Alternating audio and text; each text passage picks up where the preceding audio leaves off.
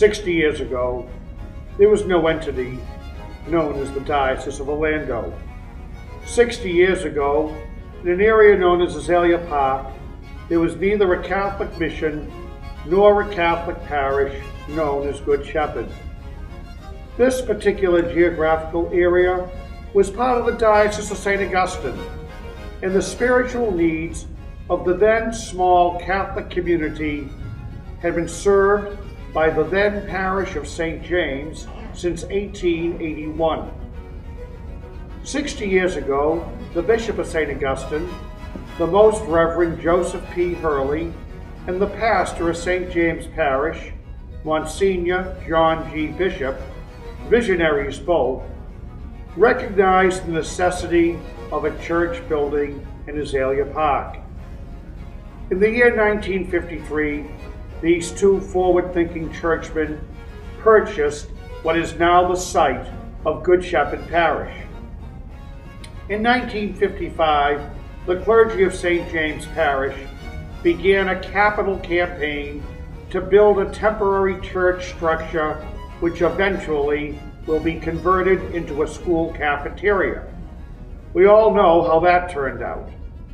At this time, there were 80 Catholic families in Azalea Park.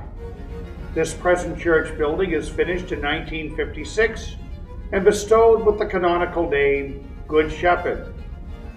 By the time of the completion of the church building, it is believed that economic expansion in the area has caused the number of Catholic families to more than double. In 1956, on March 18th, Father Roman Gromala celebrates the first Masses. The following Sunday, on March 25th, the present church is dedicated to the greater glory of the eternal Shepherd under the title of his Son, the Good Shepherd. The Good Shepherd worshiping community is a mission of St. James Parish. The priests from St. James drive up Route 50 and minister to the needs of the faithful of Good Shepherd. On December 21st, 1957, Good Shepherd is elevated to the status of a parish, and the first pastor is the Reverend William Weinheimer. It is resorting to understatement to say that a lot has changed in the past 60 years. There is now a Diocese of Orlando. St. James, our mother church, is the cathedral parish, and our very own Good Shepherd Parish has a school, preschool, family center, and the number of registered families is in the thousands. Over the decades, the Good Shepherd has dramatically increased his flock in Azalea Park. I can say firsthand that over the past 33 years, this parish has been graced with 4 extraordinary pastors: Father Smith, Father Sonny, Father Gene, and Father Brian. We need and desire to continue their good work. We have outgrown our present church structure. We do need to erect a new church edifice.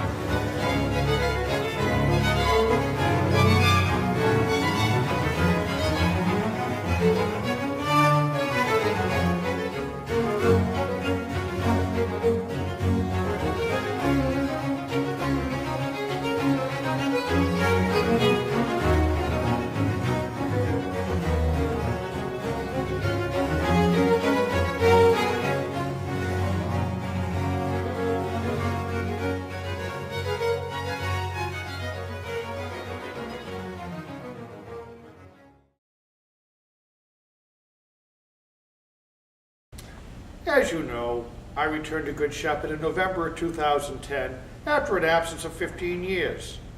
In December of 2010, I was shown plans for a church waiting to be built. Because of your faith, your generosity, and your love, at this point in your parish's history, you, the living stones, are able to build a new church building. It is the judgment of the Good Shepherd Finance Committee, the Good Shepherd Building Committee, and my own that we were able to build a church now. We have the economic means to buy the inanimate stones.